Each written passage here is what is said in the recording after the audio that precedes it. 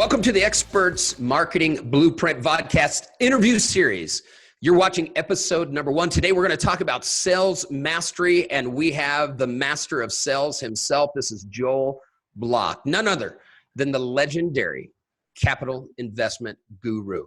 Can't wait to interview him here in just a minute, but I want to introduce also my partner, co-founder of Step Bros Global and Experts Marketing Blueprint. This is my good friend, Dwight Holcomb. Dwight, give us a shout out. Shout out and welcome. Thanks for joining our show. And you're going to love Joel Block. If you ever thought about sales, ever thought about what makes sales work, how some people are awesome at it, others may not be, this is the guy. You got to hear this. It's amazing. Here we go. So in the Experts Marketing Blueprint, our strategies are really designed to help you ramp up the opportunities that you create with your clients. And so marketing has an end goal, and that is the sell. Today, Joel Block is going to share some master techniques with us and share with us insights from his extensive experience. I'm telling you, this guy is a big deal on many levels, and so much today. He's going to provide some great insights for us. So Joel, thank you for being on EMB Vodcast episode number 1. You've got a unique expert business, Joel, and you have profound success that you have impacted throughout the years. Could you just give us some brief history on your story? Well, first of all, welcome, guys. Thanks. It's flattering. I hope I live up to the hype. That's always a risk in this situation. But believe it or not, I started my career in the CPA business, and I was very much a fish out of water. If I didn't quit the firm, I was at Price Waterhouse doing tax work. If I didn't quit that firm, I'd have been fired for sure. I just didn't belong there. My handwriting was terrible. I didn't get the dimes and pennies line up the columns. It just, everything was terrible. But I had great insight about what was happening at the big picture level. And so that was it. And I really knew I was destined to be a salesperson. And here's the other thing is, people say, well, Joel, you're a CPA. Isn't that more prestigious? No, it's not. To me, the greatest compliment on the planet that you can offer to somebody is that you are a salesperson, that you have mastery of sales, because sales is really very simple. You have one simple goal, and that's to get another person to say yes. Yeah. A little baby's goal to get his parent to give him food. They just want the baby does what it needs to do to get the parent to say yes and help. And our job as salespeople is not any different from that. We just have to give people enough information so that they say yes. Yeah, brilliant. Well, it's that simple and it's that complicated, isn't it? Well, you can make it complicated, but I'm going to make it simple because, listen, I'm not the most educated person.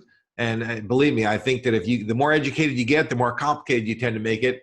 People are not that complicated. They don't want it that complicated. In fact, they would like it to be simple. So I'm going to make it simple, and that's it. So let's just be simple. That's right. Well, and I think when we define what an expert is, because that's really our target audience, is experts, thought leaders that are really bringing change and impact in the world. But the goal of an expert is not to make things complex. It's to simplify. So I'm glad you're here. And that's exactly why you're sitting in that seat today to walk us through some key simple sales strategy. So let me ask you the first question. Joel, where do you see most experts failing in their sales process? Well, probably exactly what you just said is that they're so enamored with how expert they are that they talk at a high level. And here's the problem is, who are you impressing when you talk at a high level? Nice. You're not impressing me, the customer. Maybe you impress your mother, I don't know, but you're certainly not impressing anybody that's going to give you money, because those people can't relate to you enough to trust you and to feel good about you. What you want to do is you want to say, listen, I can talk the foreign language. Listen, I'm in the money business. I'm venture capital, hedge funds. I'm in a very, very difficult and complicated situation. My business is very complex. The people I deal with are very smart, but I can speak that language. It's like a foreign language. I can go into a pit and I can talk with the best of them. I live in the Shark Tank. I control a pool of money. People call me every day and they ask for money. But what I do very well is I translate the money language into language that regular people who aren't trained in money can understand. And people fail to understand how complicated money is. It is an incredibly complicated business. And I make it so that they can understand it. When they can understand it, they can feel comfortable. When they feel comfortable, they'll move forward.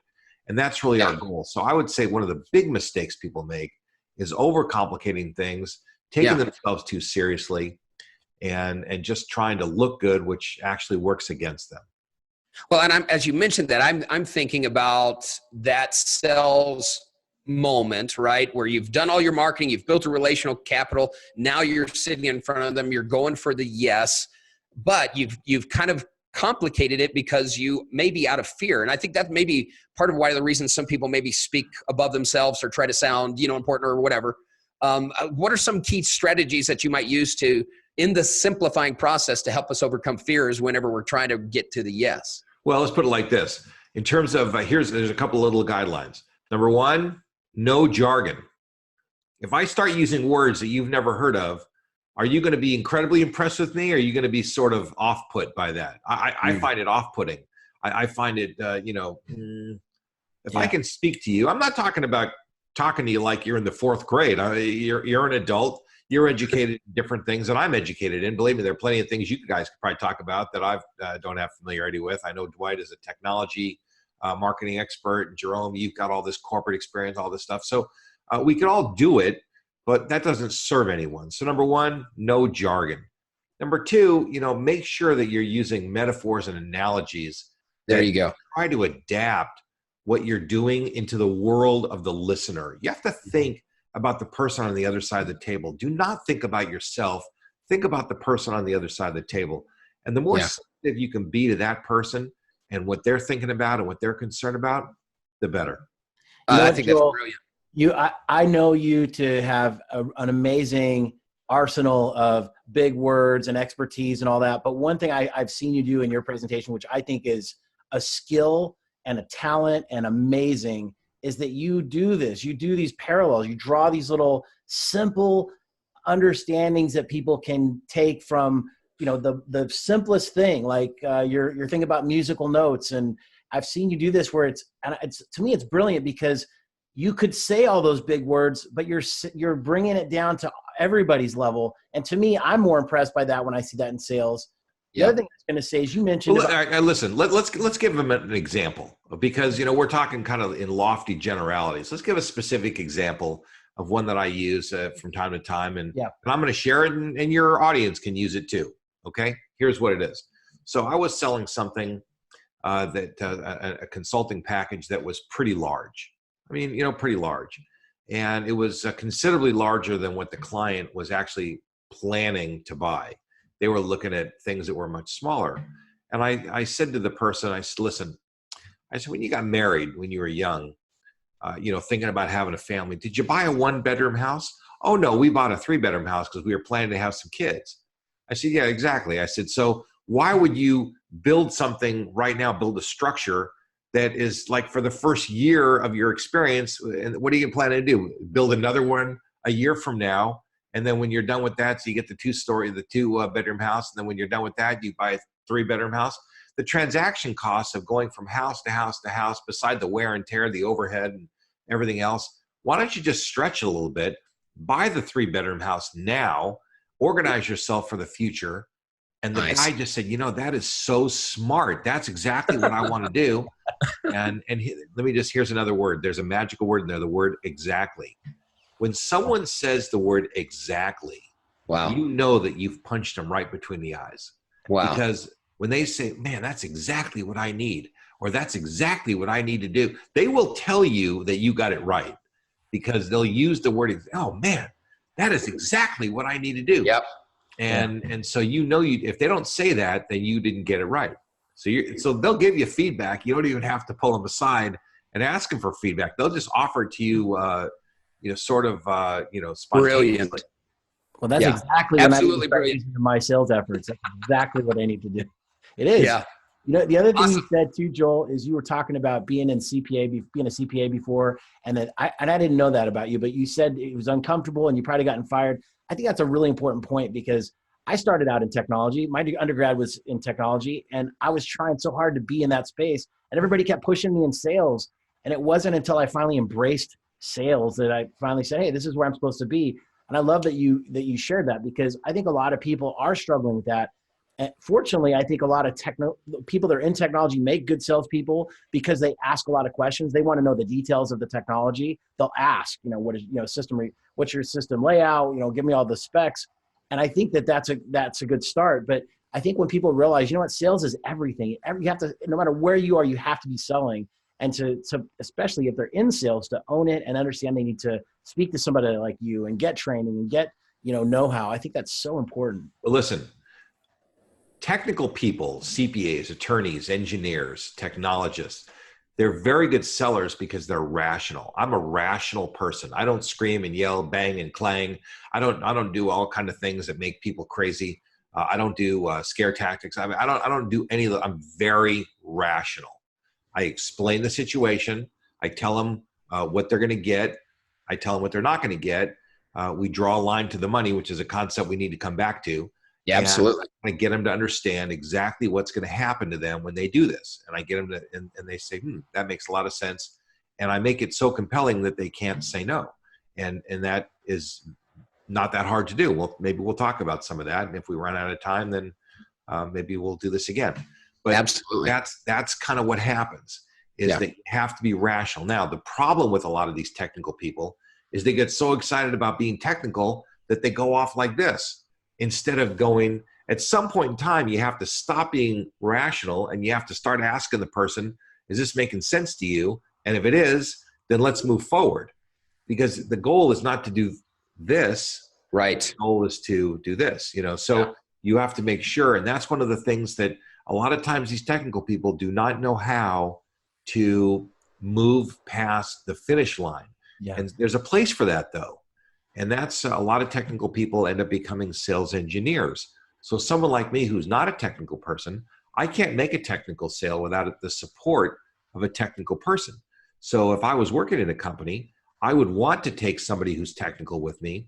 So I would set up the sale, because inevitably the customer is going to ask a question that is over my head. They're going to say, Joel, how do these systems integrate together?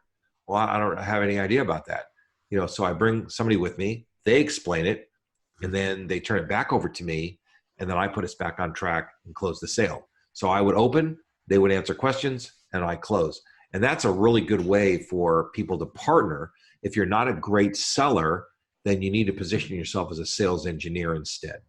Absolutely. All right. So the answer to the first question, what do you see most experts failing, is really they just have made it way too complicated. They need to simplify it, translate that into the client's story, to think about the client, not so much the sales process or themselves. All right, so let me do something real quick. For those of you that are watching or listening right now, we want to encourage you to grab the free download that we have at expertsmarketingblueprint.com/salesmastery. Make sure you go right now to get that download right now. Okay, Joel, question number 2. How do you prepare before going into sales call or meeting? What is your mind game preparation? What is your thoughts? What is your strategy happening before you walk into that room? Well, that's a relevant question. Before I call anyone, I do a little research.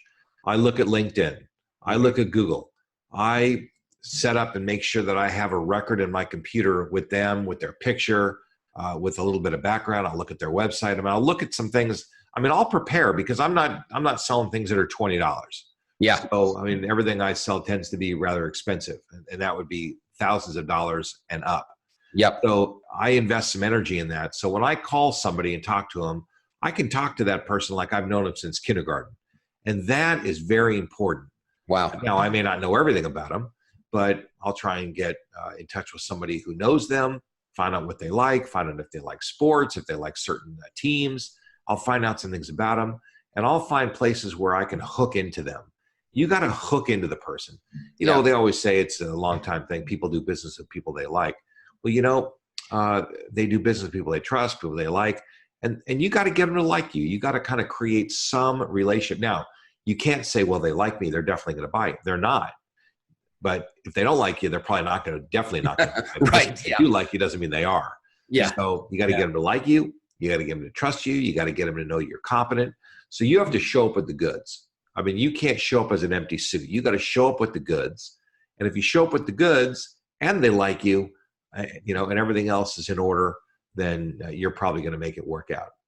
Excellent. So you go to an extensive process of prepping in just simply knowing who the client is, what maybe their passions are, potentially some hobbies, but certainly what their business is all about. Okay, so that's brilliant. I'm trying to understand. And, you know, as opposed to somebody who knocks on your door, they don't know anything about you, and they're just trying to sell a gimmick or a gadget. That person, they're just using some kind of a technique to get you to move forward. That is not the kind of selling that I do. I sell services. I sell intangible products. I sell money. I mean, so I sell things that are very much intangible, and I have to know a little bit about the people I'm dealing with in order to have a conversation with them. And really what you're establishing also is not just trust, but really the value of the relational connection they're having with you. Because I'm not just here to sell you. I'm really here to provide some solutions and serve you, but in a journey we're connected. We're creating a relationship. Yeah, Joel, absolutely. Can you give us an example without sounding creepy? Like, hey, I saw that your house is green on Zillow. I mean, can you give us an example of how you could demonstrate that to them that you did? You know, I probably wouldn't come out and blurt out that I know that they have a greenhouse. Yeah. But I might say something like, you know, funniest thing, I just ran into a guy with a greenhouse. And the guy might say, well, you won't believe this, but I have a greenhouse too. So, or you might say, listen, what city are you in? Oh, you're in Chicago? I don't know if you're a Cubs fan or not, but I'm a Dodger fan in Los Angeles. Perfect. I'm a huge Cubs fan. I love and so you might say something that's kind of around the corner and let them grab onto it. Yeah. That's probably an uncreepy, and if the guy doesn't grab onto it, then he doesn't grab onto it. Like if listen, some people don't like to reveal anything about themselves, and that's okay. But you reveal a little something about yourself. And the person, they'll notice, hey, listen, the guy's a baseball fan. If I get to like him better, that's kind of good to know. And if you're ever in Los Angeles, come on out. We'll go to a ball game. We'll do something. We'll talk sports, whatever. Or if it's a female, you like museums, you like movies, or if it's sports or whatever they happen to like. So you have to connect with people in a way that works for them. And so part of it is you got to throw a lot of stuff out there and see what somebody's going to grab onto. And so you have to know a few things about people, but you don't do the greenhouse thing. That would be really, really uncomfortable. Yeah, I really would. That's great. That's great. Awesome. Okay, so the answer to question number 2, before you go into a sales call, your prep is to really get to know that person as much as you can, and then leverage the relational connection to then ultimately drive that to a yes. So I want to, go ahead. Because, listen, because it goes further. When you go to a networking function, networking is a precursor to selling. It's part of your marketing. You need to know who's going to be there. You need to know who's invited to the party. Nice. And start preparing. Find out what kind of people are going to be there so you can kind of think strategically about what you want to accomplish. And all these things fit together. So your marketing fits together, your selling fits together, it all works together. Yeah. Well, and I think I can imagine some objections going on in some watchers, listeners right now, viewers, and they are saying, wait a minute, you're talking about a lot of additional work. I don't have time to do that. But what you're talking about is high-level mastery of sales, and this is what top-level sales professionals do. Listen, if you're selling $20 widgets, you do not do a lot of research. If you're selling something for $5,000, and I would imagine most of your listeners are selling $5,000 either speeches or consulting services. If you want to ask somebody for 5 or 10 or 20 or a lot more, you better come to the table sharp. They're not going to give the money to somebody who's just kind of shuffling along. That you don't just walk along and find an envelope with $20,000 in the envelope. That just isn't how it works. Yeah, you have to do a little work, and what you're going to find out is that the amount that you do will pay off in multiple fold. It'll just pay off. Fantastic, awesome, Joe. Brilliant answers to these questions. For those of you that are listening or viewing right now, please grab the download that is part of the presentation today, expertsmarketingblueprint.com/sales mastery. We've got a lot of extra insight here for you to help you take your sales game to the next level. All right, Joel, I think I know the answer to this question, but what is the most important step? Let me rephrase it. I think I know how you're going to answer this. What is the most important step in the sales process? Boy, I have to tell you, I pretty much consider, I'm an intuitive seller. I don't have it broken out like in a book. I don't lecture on selling. I talk about selling when I keynote or do other kinds of things. I talk about selling, but a lot of it's intuitive. I don't have a particular most important part. I think that every single part is very important. You gotta create some relationship up front. You have to explain the process. You have to explain what you're doing very well. You have to draw a line to the money. Get somebody to really understand what's going on. I mean, See, maybe that's what I thought you were going to say. Yeah, Joel. as I walk through it, if I really think, draw a line to the money. That's the big one. That's the one where you close the people, and then of course asking for the sale. So let's talk about draw a line to the money. Yeah, this one, when you first revealed this to me, whatever it was, a couple of years ago, I thought it was one of the most insightful sales strategies I'd ever heard. It's no brainer. Yeah, and hardly anybody does it. Yeah. I mean, only the very, very best sellers do this sort of thing, and it's really where you really this is your money shot right here. Here's what you do. So you say to somebody, you explain what you're doing, you tell them about your product, your service, whatever it is. You find out what their problems are, and you find out from these people exactly what needs to happen. Now, before we talk about draw a line to the money, I want to explain an important concept. Let's be really, really basic. What is business? Business is so simple. It's really solving a problem that a person has, making a problem go away. Yep. And then giving you some money for making that happen. That's how simple it is. That's it. Okay, so you're making problems go away for money. Now, most of us probably deal with other businesses, whether they're people that have little businesses. We're not like psychiatrists that are dealing with individuals or doctors that are dealing with individuals. We might be some of your people, but a lot of us are dealing with businesses. There's an important fundamental thing, and this is going to sound shocking. This is before we get to the other main event here. Businesses do not have problems. So, Joel, you just said that the goal is to solve the problem, make the problem go away. Yeah, that's true. Except for the businesses who most of us solve, they don't have problems. You know what businesses have? They have expenses. Yeah. That's all they have. So if they get sued, that's not a problem. They just get an attorney, throw a little money at it. That problem goes away. Let's say that somebody, an employee sues them or makes a complaint or some issue. That's not really a problem. They hire some